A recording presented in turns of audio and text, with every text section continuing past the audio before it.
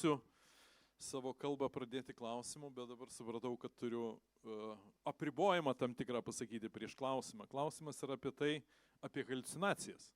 Bet klausimas yra ne tada, kai jūs specialiai stengiatės haliucinaciją pamatyti, kai netyčia pamatėt. Klausimas apie tai. Tai kuo paprastoji haliucinacija skiriasi nuo dirbtinio intelekto haliucinacijos?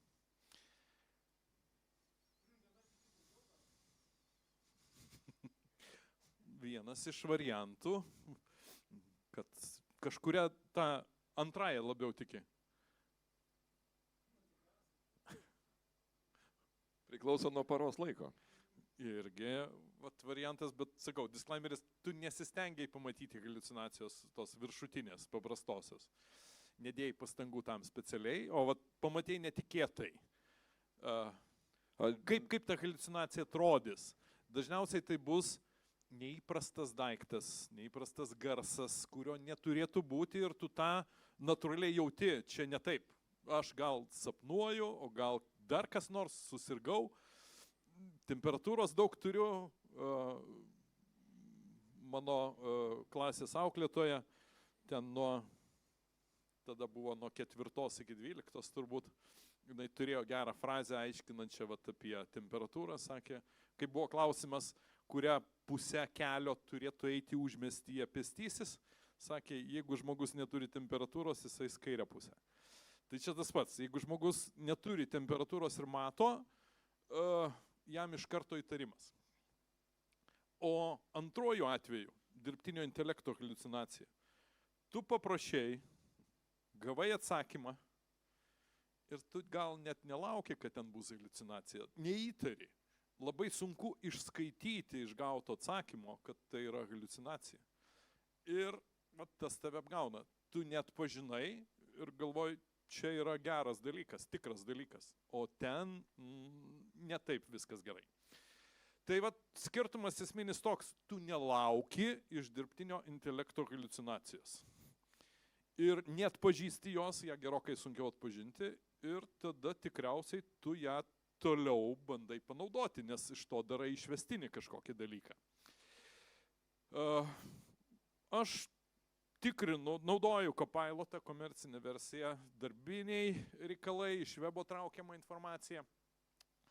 Ir noriu parodyti, kaip atrodo ta informacija, kur ta slidi riba, kur jau turėtum suabejoti. Nes pirmiausia, tu turėtum abejoti garantuotai, vėliau aš papasakosiu taisyklės, kaip aš tą matau. Bet čia yra klausimas, kairė pusėje, kurį aš uždaviau, nes mes ieškojom įdomių dalykų. Lietuvoje, kaip visada, kažkur yra papildomų apribojimų, tai mes ieškojom, koks pavadinimas galėtų būti dar ne įslaptintos informacijos, bet, sakykim, tokios paprastos. Ir aš galvoju, kažkur vis tiek tas terminas tarnybiniam naudojimui yra naudojimas. Gal jis yra kažkur apibrėžtas ir sakau, prašau pasakyti, kokie teisės aktai apibrėžia. Gavau tokį atsakymą, čia screenshotas. Pirmas sakinys yra teisingas, tarp kitko, kad šita žyma reglamentuojama keliais teisės aktais, o toliau pasižiūrėkit, realiai ryšio tarp antro sakinio ir pirmo jau nebėra.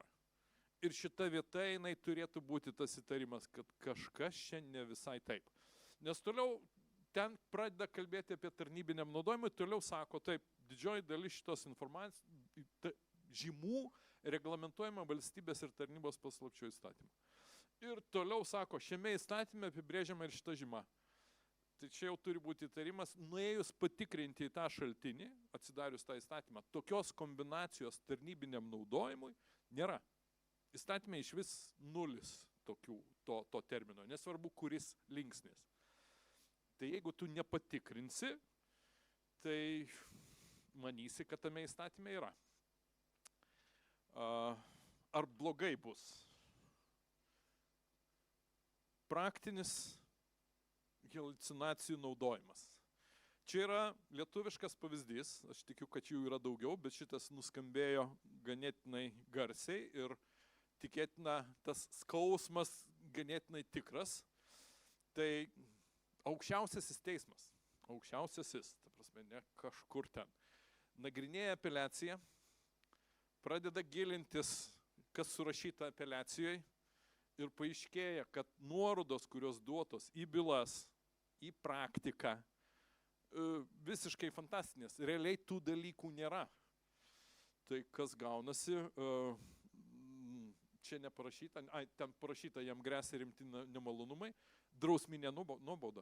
Nes jisai pateikė kažkokį fantastinį kosminį dokumentą teismui, kuris bandė iš to išgauti prasme, paaiškėjo, kad, kitaip sakant, neparuošė arba netgi bandė apgauti teismą. Tai naudoti haliucinacijas realiam gyvenime, dirbtinio intelekto haliucinacijas yra blogai. Klausimas, ką jūs galit padaryti, kad jums nebūtų tokios situacijos ir ką gali padaryti techniniai žmonės, kad naudojantis šitais dalykais būtų galima, sakykim, gauti teisingą atsakymą ir jis jums padėtų, o ne pakenktų. Tai čia yra ta dalis, kur aš neplanavau labai gilintis, bet kai aš jau girdėjau aplinkinius klausimus truputėlį, suprantu, kad reikėtų truputėlį papasakoti. Norėdamas paaiškinti, aš peržiūrėjau kelis straipsnius, 14 turbūt, kad atrasčiau tą variantą, kuris sąlyginai paprastai paaiškina, kur yra visas niuansas. Tai nežiūrint viso to, kas čia yra parašyta, antro punkto pirmas sakinys yra pats geriausias dalykas, ką jūs turėtumėt galvoti apie dirbtinio intelekto asistentą, kaip jisai dirba. Jisai yra tiesiog gudresnis autocomplete įrankis. Tas, kuris padeda jums kitą žodį sutaipinti. Vat tada jis sako šitas, spaudi tabuliacijos mygtuką ir jisai parašo tekstą už tave. Jisai dirba maždaug tokiu principu. Jisai turi surinkęs duomenų tame prote, kurie nėra paremti kriterijum teisinga ar neteisinga.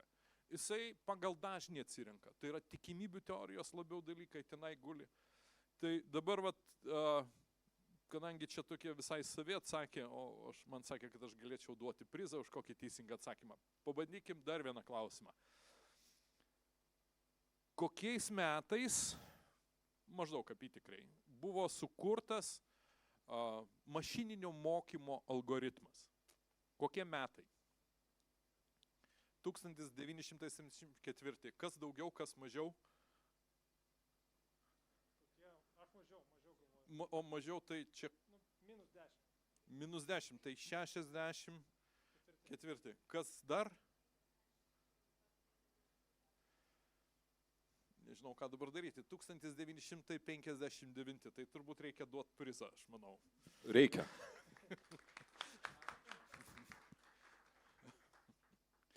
Tai taip, tai yra labai sena technologija. Tik sukūrus kompiuterį buvo pagalvota, kad galbūt būtų galima kompiuterio dėka imituoti žmogaus smegenų veiklą. Patikrinus, buvo pasakyta, ne, kompiuteriai yra per lėti ir per mažai duomenų gali apdoroti. Ne. Ir iš esmės maždaug tuo metu, dar keli metai po šito algoritmo, buvo nutarta, kad mes nebandysim imituoti smegenų veiklos, mes pabandysim naudoti įvairius matematinius modelius. Kada aš mokiausi universitete, tas irgi buvo gana senai, 1990 metai maždaug. Šitie dalykai, jie irgi buvo, tik tai jie tada buvo vadinami ekspertinės sistemos. Ir ekspertinės sistemos, jų darbo principas buvo toks, kur tu iš pradžių apmokai sistemą, sakai, pavyzdžiui, kokie požymiai rodo, čia gyvūnas, žinduolis, sakykime, ar paukštis, tai jeigu tu duodi tiesioginius atsakymus į klausimą, pavyzdžiui, ar jis turi sparnus, taip ne, viskas aišku, jeigu tu sakai, nežinau, čia ir prasideda įdomioji dalis, nes tada reikia naudoti tikimybės, kiek tikėtina, kad kitas įrašas bus toks. Tai tada tų duomenų buvo labai mažai, o dabar apmokymui buvo paimta labai daug duomenų, bet jie buvo analizuojami irgi ne ta prasme, kad teisingi duomenys ar neteisingi. Tuose algoritmuose nieko tokio nėra, kas leistų šitaip nuspręsti. Yra žiūrima, kaip dažnai kartojasi šitie junginiai. Ta prasme, tame nėra to žmogiško mąstymo. Visi šitie dalykai, jie yra tiesiog statistika. Statistikos pagrindų tie dalykai padaryti.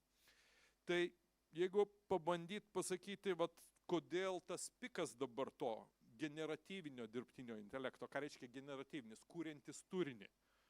Tai todėl, kad šitas intelektas išmoko pasiūlyti plačiai auditorijai reikalingą turinį. Paveikslėlį, tekstą. Iki tol jisai irgi kūrė, bet ta sritis, kur panaudot galėjai, dažniausiai buvo labai siaura. Ir dar vienas momentas. Tie dalykai, kurie jau išrasti, jie nebevadinami dirbtiniu intelektu. Kažkodėl žmonės taip daro. Vat, pavyzdžiui, teksto atpažinimas paveiksliuke, OCR, tai vadinamas, Optical Character Recognition.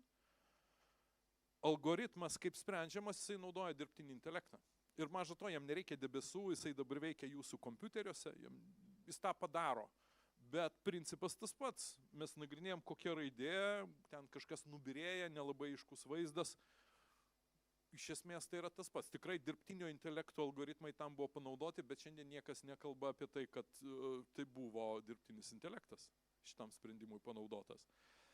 Kitas variantas dėl turinio kūrimo, kada kompiuteris aplošė šachmatais didmeistrį ir ten pasaulio čempioną.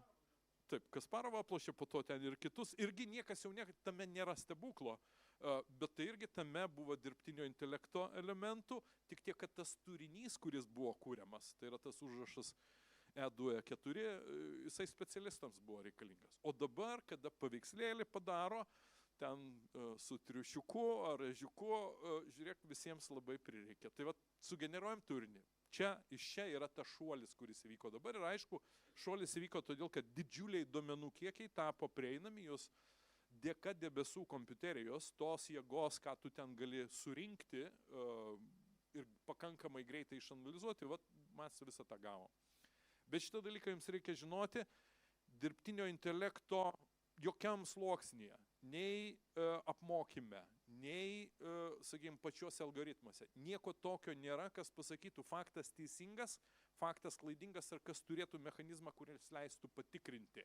Šito nėra. Tai yra švari statistika ir tikimybių teorija. Tai vat šitą žinant, reikėtų galvoti apie jūsų strategiją, kaip jūs galėsit panaudoti tuos modelius.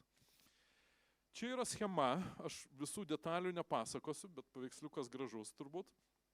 Kaip veikia Microsoft Copilot darbinė versija, tada, kai yra naudojami jūsų darbiniai duomenys, nes tas sukelia papildomų tokių niuansų. Tai čia yra žingsnis, aš to pasakysiu, kuris antras žingsnis, pasižiūrėkit, vartotojas davė užklausą ir tada mes nuėjom ne į tą LLM modelį, didįjį kalbos modelį, kur protas visas sėdi. Bet mes nuėjom į kitą procesą, kuris sako grounding, įžeminimas. Įžeminimas reiškia, kad vartotojo duota užklausa bus papildyta organizacijos turimais duomenim. Ir tai gali būti naudinga, nes gali būti, kad jūs prieinat prie kažkokios informacijos, jūs to nežinot, vien tik tai raktinių žodžių užklausą duodami paieškoj nerandat. Tai šitas procesas papildys užklausą tą informaciją ir tada su papildomais dalykais atiduos tam protui. Protas sugeneruos atsakymą ne vien iš jūsų užklausos, bet iš kitų dalykų. Ir vat tokiu būdu organizacijai turimas žinias jūs galėsit panaudoti tam, kad šitas atsakymas būtų gautas geresnis, labiau pritaikytas jūsų darbui. Tai šito dalyko, vat tokiais kiekiais paimti darbinės informacijos, joks kitas asistentas šiandien negali, nes joks kitas asistentas neprieina tokių lygių prie Microsoft 365 aplinkos. Nes čia mes panaudojam ir klasikinį indeksą, kuris naudojame, sakykim, pagal raktinius žodžius, ir semantinį indeksą, kuris ten vektoriais baksteli kažkokią vietą, sakykim, atpažįsta, kad finansinės ataskaitas siunčia šitas žmogus, vadinasi, jo bendrinamos informacijos reikėtų ieškoti. Tai gaunamas būtų labai geras rezultatas, bet yra dvi rizikos. Jeigu jūsų duomenys yra neteisingi, yra pavyzdžiui labai seni ir kokius 5 metus nebejudinti šie pointe sėdintys duomenys. Kas bus, jeigu jie atitiks paieškos kontekstą ir šitas procesas papildys jais. Ir tie faktai, kurie ten yra, jie jau yra klaidingi. Jūs gausit blogą atsakymą net ir viduj, panaudodami organizacijos duomenys. Ir kitas momentas yra, kad jeigu jūs tą informaciją gausit, net jeigu ir teisinga, bet jūs neturėtumėt turėti prieimo prie tos informacijos. Tai yra, jinai yra jautri ir jums atsitiktinai buvo pabendrinta, vėlgi tai yra blogai. Jūs pamatysit tai, ko teoriškai neturėtumėt matyti. Nes šita užklausa papildomai apdorota grounding procesu, jinai ištrauks tokių duomenis, kurių normaliai žmogus su savo padaryšytom užklausom greičiausiai neištrauks. Tai čia yra keletas momentų, kur reikėtų galvoti, ką daryti. Ir čia yra patarimai jums individualiai, kaip tinkamai naudotis Copilotu ir kitais asistentais. Tai pirmas momentas – reikalauti nuorodų iš šaltinius. Dabar jau visi įdeda tas nuorodas. Buvo pradinis laikotarpis, nedėdavo. Dabar įdeda nuorodas ir parašo, kad atsakymas gali būti neteisingas. Tai tas tiesa, tai kitas dalykas, jums reikia tikrinti atsakymą. Ir ypatingai reikia tikrinti atsakymą, jeigu jūs klausėt kažko naujo, naudodami duomenis, kurie iki tol nebuvo naudoti, ir nežinot, niekada netikrinot, ar teisingas ar neteisingas atsakymas ateina. Tai jeigu vėliau jūs nutarsit, kad šitoj srityje asistentas duoda teisingus atsakymus, galima truputėlį atlaidžiau žiūrėti, bet atsakymus vis tiek tikrinti reikia, iš šaltinius reikia žiūrėti. Nėra taip, kad pilnai pasikliaunu. Pilnai pasikliaunu gali būti, jeigu tai jūsų apmokytas modelis, tik tai su jūsų duomenim ir jūs žinot, kad tie duomenys tikrai buvo geri. Tada taip, bet bendriniai šitie asistentai taip neveiks. O tada toliau, kaip reikėtų pasirūpinti duomenų saugumu, nes negerai, jeigu išlys jautri informacija, kurios neturėtų matyti, reikėtų pasitikrinti, kas yra padaryta. O tą nelabai lengva padaryti, nes ten gali būti iš tikrųjų guli žiauriai seni duomenys ir šiuo momentu nebeaišku, jų reikia, nereikia, galbūt reikėtų mesti į archyvą. Tai IT darbas, IT padalinio darbas yra pasitikrinti, kiek organizacija yra pasiruošusi plačiai pradėti naudoti Copilotą viduje. Jeigu tai yra tik tai vadovai, mes pradedam nuo to, ar kažkurios ten aukštos labai grandies vadovai, bet kada leidžiam žemiau, kada tų žmonių daugiau atsiranda, tai yra privalomas namų darbas, ką IT turėtų padaryti. Tai reikėtų imtis labai paprastų priemonių, kurios surašytos, kur nepasižiūrėsi, sakykime, ISO 27001 standartas tas sako, pabandom nustatyti, kas mums yra jautrus duomenis ir pradėti juos žymėti, kad labai aiškiai būtų galima pagal tai atskirti ir pagal tai sudėlioti saugiklius, kurie neturėtų nuvažiuoti ir pasitikrinti, ar nesam pernelyg plačiai bendrinam jautrius duomenis ir galbūt kitus duomenis, ištrinti pasenusius ir nebereikalingus duomenis arba perkelti juos kažkur į archyvą, kad jų neužgriebtų užklausos. Ir tada paskutinis momentas, tas mechanizmas yra stebėti, kaip vartotojai naudoja Copilotą, pasižiūrėti, kokias užklausas duoda, kokius atsakymus gauna ir pagalvoti, ar irgi ten galbūt yra kažkokių dalykų, kas jau, sakykime, trukdytų gyventi. Tai kokie įrankiai Microsofto šitą dalyką duoda, tas pagrindinis pavadinimas, į ką jums reikėtų žiūrėti, yra Purview, Microsoft Purview. Atitikties įvairūs sprendimai ten yra sudėti, aš kiekvieno individualiai nevardinsiu, tai yra techniniai dalykai, bet pagrindas yra labai paprastas. Mes identifikuojam, kas mums yra jautrus duomenys, pradedam juos žymėti, pradedam dėti taisyklės, kad šitie duomenys nenutekėtų ir tada papildomai pradedam rūpintis jų saugojimo ciklu, kada juos reikia jau išimti iš apyvartos, stebim, kaip yra naudojami, kokie veiksmai daromi. Tai yra testinis procesas, nėra taip, kad dabar padariau ir viskas judės, ne, iš tikrųjų tai yra atsiranda tam tikri elementai, kuriuos toliau reikės kartotis, tuo reikės rūpintis. Tai jeigu apie šitos dalykus norit sužinoti plačiau, tai galit šnektelti su manim ar Krajono kolegomis, o bendras principas, apie kurį ir toliau kiti kalbės, išlieka tas pats, kibernetinis saugumas nėra tikslas. Jis yra kelionė ir ta kelionė nuolat reikia elgtis tinkamai, reikia pasidaryti taisyklės, kaip tą daryti tinkamai. Tai tiek apie haliucinacijas ir kibernetinį saugumą.